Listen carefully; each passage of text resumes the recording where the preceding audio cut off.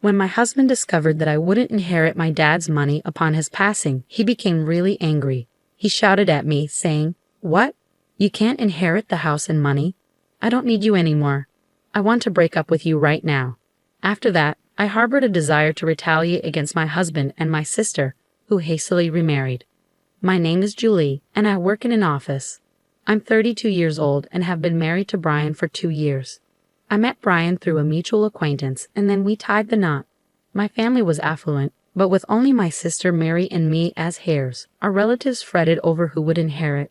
They deemed Brian a suitable match for me and thus introduced us. Though Brian didn't inherit any money officially, he moved into my parents' home with us. Unfortunately, my mom passed away a few years ago, leaving just my dad, my husband, and me in the house. Brian appeared kind and cared for my dad, but before our marriage, the relative who introduced us cautioned me about him. "I introduced Brian to you, but be cautious. He can be quite fixated on money." Despite nearing our wedding and exchanging engagement rings, I didn't notice any glaring signs of Brian's fixation. So we proceeded with the marriage.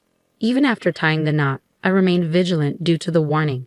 However, Brian didn't seem excessively focused on wealth. Occasionally, he'd inquire about our family's finances during drinks with my dad. Since my dad was forthcoming, I didn't think much of it. Another point of interest for Brian was my sister. She's 5 years my junior and possesses a vastly different personality, outgoing and fond of mingling with different men.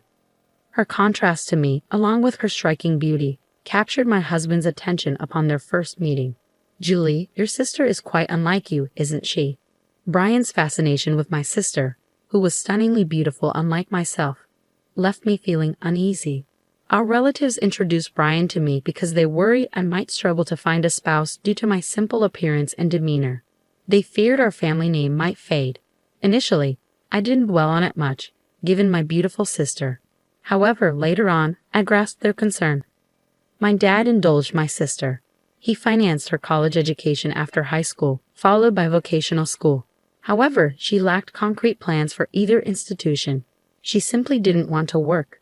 Despite my mom's urging to find employment after college, my dad insisted on vocational school. After completing her vocational training, she secured a job at a friend of my dad's company. Yet she quit after just 6 months, citing an inability to utilize her skills fully. My sister, with less than 6 months of work experience, displayed unwarranted confidence in her job knowledge, surprising my mom and me. Nonetheless, my dad believed her and promptly found her another position. Shortly after commencing her new job, my mom fell ill and required hospitalization. My sister visited her daily, taking time off work. However, she eventually quit that job too, declaring she cared for our ailing mom. In reality, she mostly sat with our mom in her hospital room or idled on her phone in the waiting area.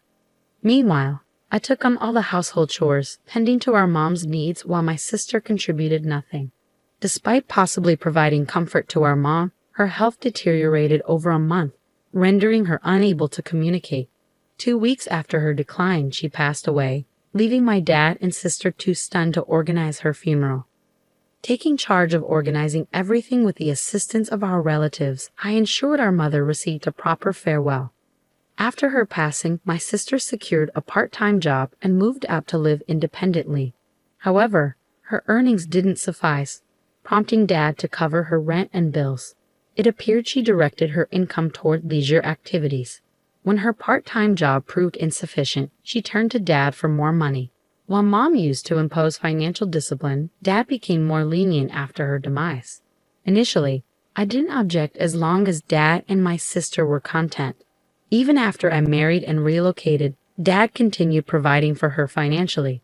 Unbeknownst to me, my sister also sought money from my husband, who complied without informing me, fearing my reaction. My sister showed little interest in working, preferring to rely on Dad's and my husband's generosity. However, her carefree lifestyle was short-lived as Dad fell ill and was hospitalized. While I tended to him between work breaks, my sister didn't bother visiting the hospital. Instead, she phoned me, demanding money. "I've been receiving money from Dad every month, so you should continue giving it to me.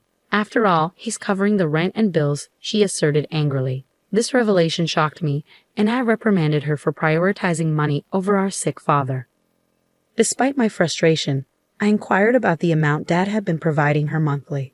"How much does Dad give you each month? You should seek employment and support yourself," I admonished. "Stop being demanding. I receive $1,000 monthly, excluding rent and bills," she grumbled. Her nonchalant bragging disgusted me, and I feared she'd never feel compelled to work earnestly if Dad continued indulging her. Initially, I didn't perceive it as a significant issue, assuming Dad would recuperate. However, his sudden deterioration left me stunned, struggling to keep our relatives informed. The gravity of his condition shook me deeply. Amidst this turmoil, I yearned for my husband's support, but he scarcely visited the hospital, citing work commitments. When he did come, he posed inappropriate questions like, "Your dad must have substantial savings, right? And since you and your sister are the only heirs, will the inheritance be evenly split?" His fixation on money left me speechless, and I finally comprehended our relatives' warnings about his obsession. When my sister received a call, I informed her of Dad's critical state, but her concern was solely for her financial stability.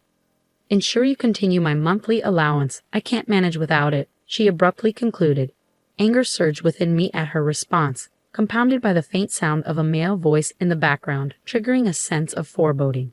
About a month later, Dad passed away, with neither my sister nor my husband present in his final moments. Having experienced my mother's funeral previously, I understood the emotional toll of organizing such arrangements. Despite this, my sister and husband offered no assistance, with my sister not even attending the funeral. Though my husband attended briefly, he departed early, citing work commitments. The relative who introduced us noticed his absence and inquired about it. "Where's your husband?" "It's not ideal for the main mourner to be absent," the relative remarked. Forced to maintain composure, I offered a forced smile and replied, "He's occupied with work, so he had to leave." The relative sighed in response, mirroring my own sentiments. Following the funeral's conclusion, as I attempted to unwind, my husband smirked and queried, "So how much did you inherit? Even if you split it, you'll still receive a substantial sum, right?" Remembering the forewarnings from our relatives, it dawned on me that my husband was solely fixated on my father's wealth. Disappointed by his true intentions, I avoided giving him a direct response. "I'm not sure yet. My sister seems to be inheriting everything, and I might not receive anything. We haven't consulted the lawyer yet, and I'm still processing everything since the funeral just concluded," I stated, attempting to downplay the situation. My husband's expression lit up with eagerness as he discussed the inheritance, which infuriated me. Suppressing the urge to laugh out of frustration, I responded, "I don't know. It seems I might not receive anything, and frankly, your excitement over it is quite exasperating." Taking my words seriously, he exploded, "What? You're not inheriting anything. I don't want you anymore. Let's get divorced right away." Feeling equally fed up, I retorted, "Fine, let's do it. You only married me for my dad's money anyway. I'm filing for divorce." With that, I pushed the divorce papers toward him. Though he seemed taken aback, he proceeded to sign them without hesitation. After signing, he left, uttering, "I'll divorce you, who gets nothing, and marry your sister for her $1 billion inheritance." I paid his words no mind and headed straight to City Hall to file the divorce papers, finally liberated from my dreadful husband. The next day, he promptly married my sister. A few days later, my ex-husband called me, still under the illusion of the inheritance. He yelled, "When are we getting Mary her $1 billion? Hurry up." I had been anticipating his call, unwilling to reach out after his departure. Maintaining a composed demeanor, I replied, "Let's meet at my place this Sunday to discuss it. I've made preparations and have been waiting for you." Excited at the prospect of gaining wealth, Brian hung up. However, I couldn't wait to witness his reaction upon learning the truth. On Sunday, both Brian and my sister Mary arrived at our parents' house. Surprised to find a lawyer present, Brian attempted to maintain his composure, remarking, "I suppose legal counsel is necessary when dealing with substantial inheritances." As the lawyer began, Brian appeared puzzled. "While there is an inheritance matter, Julie has also filed a compensation claim against you," the lawyer declared, presenting Brian with dated photographs showcasing his visits to Mary's house. These photos evidence infidelity before the divorce, resulting in a compensation claim. Upon overhearing Brian discussing inheritance matters with Mary, I promptly requested the lawyer to investigate Brian's infidelity. Though he likely assumed my attention was consumed by my father's funeral, Brian and Mary met frequently at her residence. Armed with evidence, including photographs, I swiftly pivoted the conversation from inheritance to compensation, leaving both Mary and Brian dumbfounded.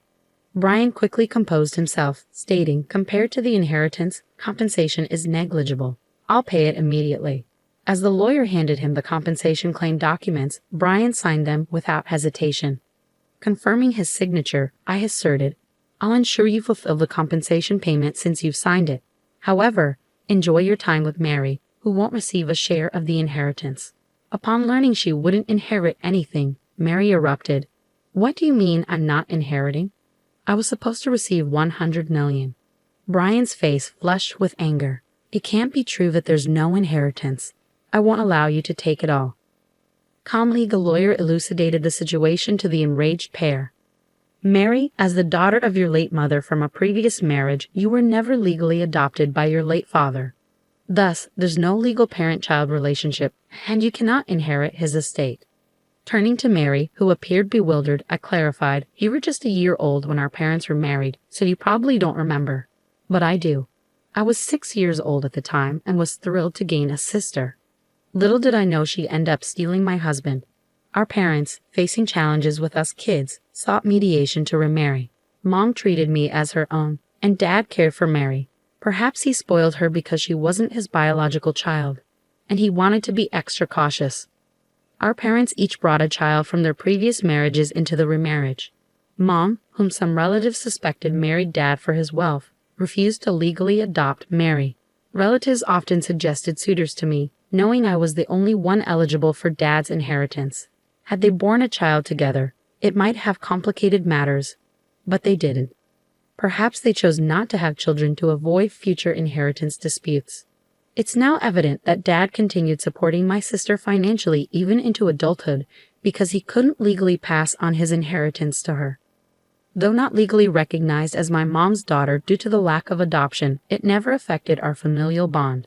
Apparently, our parents never disclosed their remarriages to my sister, and she learned the truth only recently. My ex-husband's complexion shifted from red to pale as the reality sunk in. After signing the documents and being instructed to pay damages for his false expectations of inheriting from my sister, he asked me with a defeated tone, "Was it all a lie? About my sister inheriting $10 billion while I get nothing?" Struggling to suppress my amusement, I responded, "Certainly, it was a fabrication. It was my way of retaliating for your infidelity. Besides, Dad's inheritance wasn't anywhere near $10 million. Even our affluent father didn't have that much to bequeath." My previously silent sister suddenly exclaimed, "I've made countless plans based on Dad's inheritance. What will happen now? Will you look after me, big sister?" I reassured my anxious sister, "You have a supportive husband now, don't you? You won't require that money anymore. Let Brian take care of you." My sister cast a glance at my ex-husband, who appeared pale and shook his head. "I've also made purchases expecting the inheritance, so I can't support you either. Besides, I have to compensate for damages, so I'm barely managing myself."